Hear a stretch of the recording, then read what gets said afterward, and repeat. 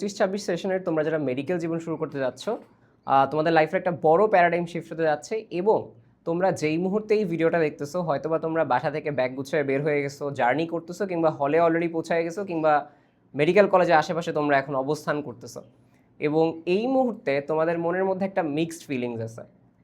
Excitement আছে অনেক যে কি হবে সামনে, মানে অলরেডি এতদিনের একটা ইচ্ছা ছিল তোমাদের মেডিকেল লাইফ স্টার্ট করতেছো, আবার একই সাথে তোমরা অনেক অ্যানশাস যে সব কিছু কীভাবে ম্যানেজ করবো, লাইক পড়ালেখা থেকে শুরু করে হল লাইফ থেকে শুরু করে বা অন্যান্য বিষয়গুলো। এবং একটা বড় পার্সেন্টেজ মানুষ হচ্ছে এই প্রথমবার ফ্যামিলি থেকে তোমরা জাস্ট বের হয়ে নিজের মতো আসলে লাইফ লিড করা শুরু করতেছো এবং সেই ব্যাপারটা নিয়ে তোমরা অনেক বেশি টেনসড। এবং এটাও সত্য যে যারা একবার এখন বাসা থেকে পড়ালেখার জন্য বের হয়ে গেছো, তোমরা এরপর থেকে আসলে বাসায় মেহমানি। এটা ফ্যাক্ট যে একবার সেইভাবে তুমি যখন ঘর থেকে বের হয়ে গেছো, ঘরে আর ফেরা হবে না। তাও লাইফ কখনো থেমে থাকবে না, লাইফ অলওয়েজই হচ্ছে তোমার চলতে থাকবে। এই যে ভিডিওটা, এই ভিডিওটা হচ্ছে তোমাদের গত 3 মাসের অনেকগুলো কোয়েরিজ ছিল, 3 মাস 4 মাসে অনেকগুলো কোয়েরিজ ছিল বা সামনে অনেকগুলো কোয়েরিজ আসতে পারে, কিন্তু এই ভিডিওটা পড়ালেখা রিলেটেড ভিডিও না। তোমরা যেহেতু হচ্ছে একবার ভর্তি হয়ে গেছো, পড়ালেখা ঠিকই তোমরা করতে পারবা, পড়ালেখা নিয়ে তেমন কোনো প্রবলেম ফেস করবা না, কিন্তু অন্যান্য টুকটাক কিছু কথাবার্তা থাকে যেগুলো তোমাদের মেন্টাল হেলথকে অনেক বেশি ডিসরাপ্ট করতে পারে।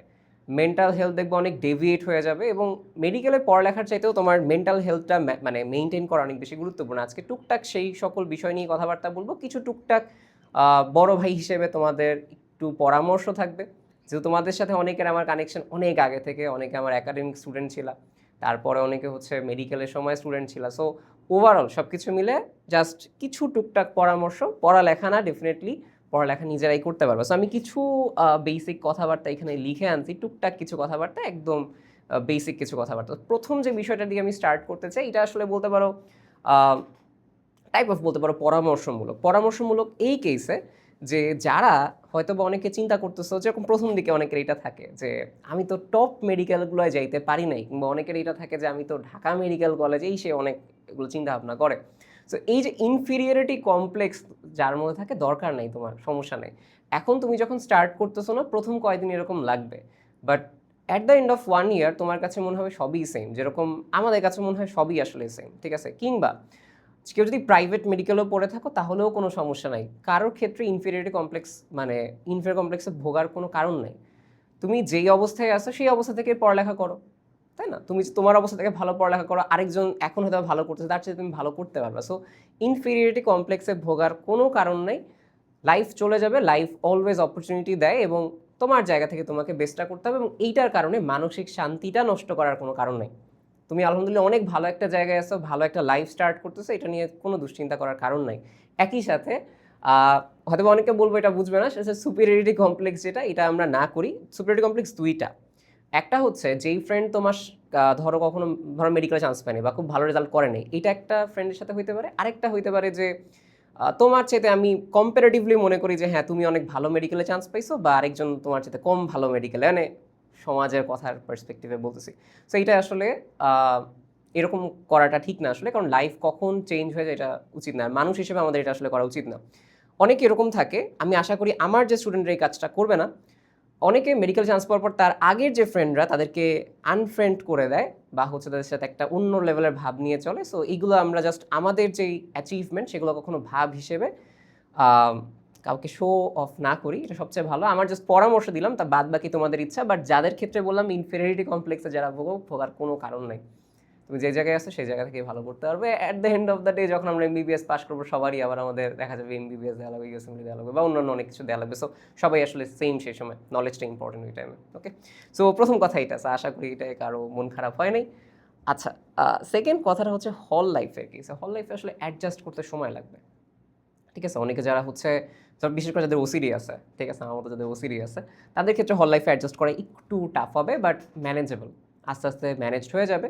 কারোর সাথে সম্পর্ক খারাপ করবা না, মানে হাবি জাবি ঝগড়া বিবাদ না করলেই ভালো। ঝগড়া বিবাদ করবা না কেন, ডেফিনেটলি করবা, পার্ট অফ লাইফ, বাট ওই যে হাবি জাবি জায়গাগুলো হচ্ছে আমরা না যাই, আস্তে আস্তে মেনটেন হয়ে যাবে। প্রথম দিকে কান্না আসবে, ফ্যামিলি থেকে দূরে চলে আসছি, বাট আস্তে আস্তে সেটা ম্যানেজড হয়ে যাবে, ঠিক আছে? সো প্রথম দিকে একটু কোপ আপ করে নাও। ওই সময় হয়তো বা পড়ালেখা নিয়ে একটু প্রবলেম ফেস করতে পারো, প্রথম দিকে পড়ালেখার বার্ডেনও আছে, পাশাপাশি হচ্ছে হল রিলেটেড যে জায়গা, হলে আমার অ্যাডজাস্ট করতে সময় লাগতেছে। সো আস্তে আস্তে হয়ে যাবে। সো প্রথম দিকে যদি তুমি পড়ালেখায় সাফারও করো, অন্যদের চাইতে অ্যাডজাস্ট করার টাইম বেশি লাগার কারণে তুমি পড়ালেখায় পিছায়াও পড়ো, তাও টেনশনের কারণ নেই, জাস্ট ধৈর্য ধরে প্রথম টাইমটুকু ম্যানেজ করবা। সেকেন্ড একটা কথা আমি আমার জুনিয়রদের উদ্দেশ্যে বলতে চাই, হয়তোবা তোমরা বিভিন্ন ধরনের পলিটিক্যাল জিনিসগুলো হয়তোবা অলরেডি হচ্ছে মেডিকেলে অ্যাডজাস্টেড হয়ে গেছে, আমি এগুলো নিয়ে বেশি কথাবার্তা বলবো না। বাট যেটাই করো তোমাদের ইচ্ছা, তোমরা যে কোনো কিছু থাকো, পলিটিক্স করো বা নন পলিটিক্যাল থাকো, তোমাদের ইচ্ছা, পার্সোনাল চয়েস। বাট একটা পরামর্শ তোমাদের প্রতি থাকবে, পাওয়ার প্র্যাকটিস করো না, ঠিক আছে?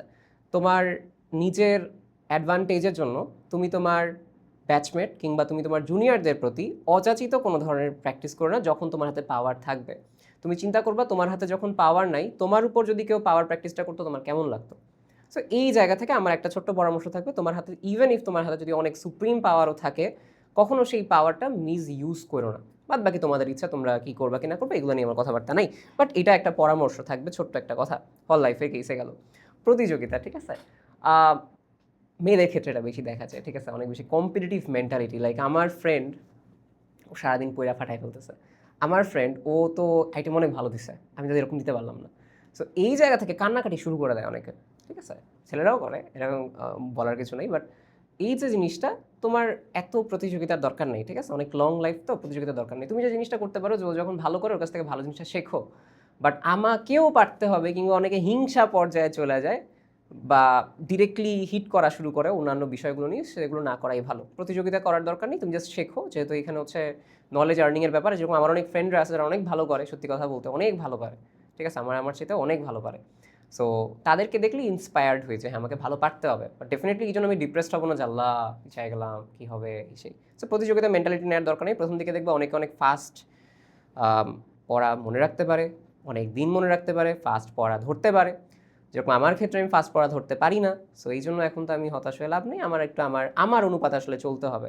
সো প্রতিযোগিতা না, যেহেতু একটা medical life marathon time, marathon race. So আশা করি প্রতিযোগিতা মেন্টালিটি আসলে রাখার দরকার নেই, হেল্পফুল মেন্টালিটি রাখো সবার মাঝখানেই, যতটুকু নিজের বেস্টটা পারা যায়। বাট আমি ওর থেকে পিছিয়ে গেলাম, কি হবে, খারাপ ডাক্তার হয়ে যাবে, এগুলো নিয়ে টেনশন করো না, ঠিক আছে? প্রতিযোগিতাটা সুস্থ প্রতিযোগিতা হোক, পড়া দেয়া নেয়া হোক, আদান প্রদান হোক, কিন্তু এই জন্য কান্নাকাটি করা শুরু করবো এটার কোনো প্রয়োজন নেই। মেন্টাল হেলথটা নষ্ট হবে। আমি সব কিছু মেন্টাল হেলথ নিয়ে কথাবার্তা বলতেছি। টিচার বা কলেজের প্যারা, আমি বলবো যে অনেক সময় তোমাদের বিভিন্ন টিচার বাজে পড়ে যেতে পারে, ঠিক আছে? বিভিন্ন সময় বলতে অনেক সময় হয়ে যায় আর কি।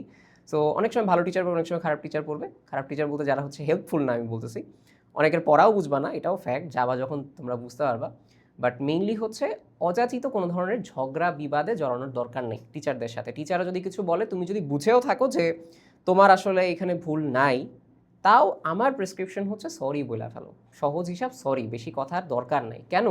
কেননা মেডিকেল জিনিসটা ভাইভা বেসড, মানে চাইলে তোমাকে অনেকদিন আটকায় রাখতে পারে, ঠিক আছে? এখন আমি এই ক্ষেত্রে বলতেছি যে নমনীয় হওয়ার জন্য, নিজের দোষ না থাকলেও। এর কারণটা হচ্ছে যে অনেক লং লং টাইম তো, তুমি যখন দেখবা কন্টিনিউয়াসলি যদি কোনো একটা গ্রাজ থাকে তোমার প্রতি, এবং তোমাকে যদি কন্টিনিউয়াসলি ফেল দেয়, খারাপ লাগবে, ঠিক আছে? কন্টিনিউয়াসলি ফেল দেয়, খারাপ লাগবে। তো এইটা যেন মেন্টাল হেলথে অসুবিধা না ফেলে, এই জন্য জাস্ট অযাচিত কোনো ধরনের হচ্ছে ঝামেলায় না গিয়ে, যদি কেউ তোমাকে কোনো কিছু বলে, সরি বলে জাস্ট যে জিনিসটা সর্ট আউট করো। তোমার এখানে রিজনিং দেওয়ার দরকার নাই প্রয়োজনে। আরেকটা কথা, সেটা হচ্ছে ফেল করলে আসলে কী হবে? ফেল করলে কিছু হবে না ভাই, ফেল করার ভয় নিয়ে থাইকো না। কারণ অনেকে ফেল করার ভয় নিয়ে থাইকা সুইসাইড মেডিকেলে অনেক বেশি থাকে, ঠিক আছে? আমি এই ওয়ার্ডটা বললাম, এখন ফেসবুক কাইডে দেয় কিনা জানি না, বাট বললাম আর কি, ওকে? সো এইগুলো নিয়ে থাইকো না। আমার বাসায় একটা কথা বলছে, তুমি 5 বছরে বের না হলে 7 বছরে বেরাও, হবা তো বের, তাই না?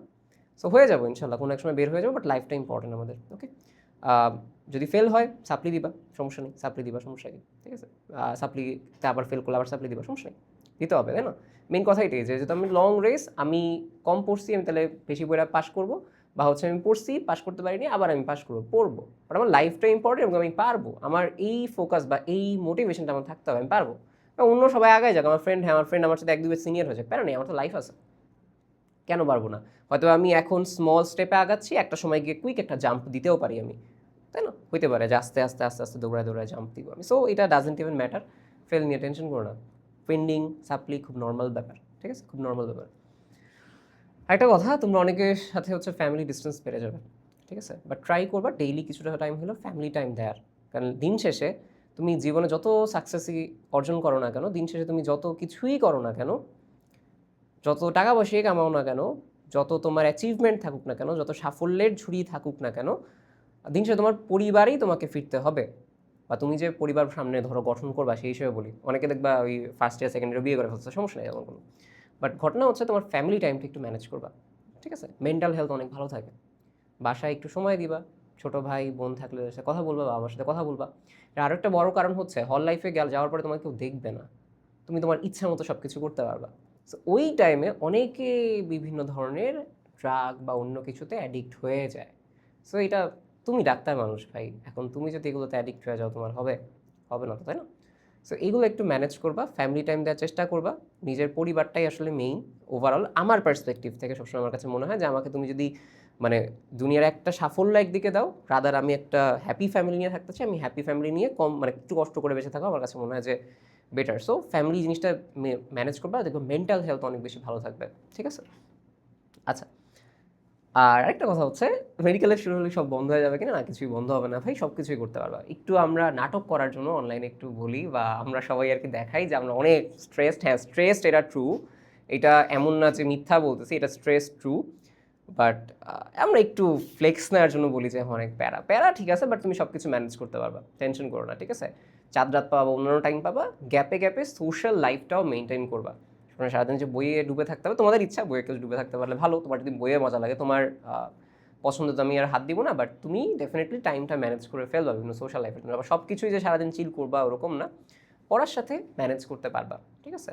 ভার্সিটি লাইফে উইঠা এমনি আমাদের তেল জমা যায়, এই জন্য আসলে পড়া করতে সময় লাগে বেশি, ঠিক আছে? বাট তাও সমস্যা নাই, সব কিছুর টাইমে ম্যানেজ করতে পারবা, টেনশন করো না। মেডিকেল লাইফ আলহামদুলিল্লাহ অনেক ভালো, ঠিক আছে? তুমি যদি সব কিছু ম্যানেজ করে করতে পারো, সব কিছু হবে। প্রথম দিকে কিছু ম্যানেজ করতে একটু কষ্ট হবে, প্রথম দিকে স্টারনাম পড়তেই অনেক সময় লেগে যাবে তোমাদের, ঠিক আছে?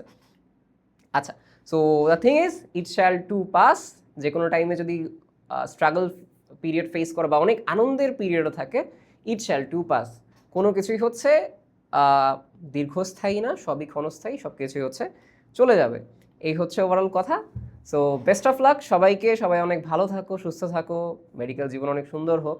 তোমাদের ক্যাম্পাসে যদি কখনো যাই, ক্যাম্পাসে ঘুরাই দেখায়ও, চা খাওয়ায়ও, ঠিক আছে? সিনিয়ররা চা খাওয়ালে সমস্যা নেই, ট্রিট দিও আমাকে, ঠিক আছে? খুশি হব। দেখা হবে ইনশাল্লাহ তোমাদের সাথে তোমাদের ক্যাম্পাসে বা অন্য কোনো সময়। আল্লাহ হাফেজ সবাইকে, ভালো থাকো, মেন্টাল হেলথটা হচ্ছে ঠিক রেখো।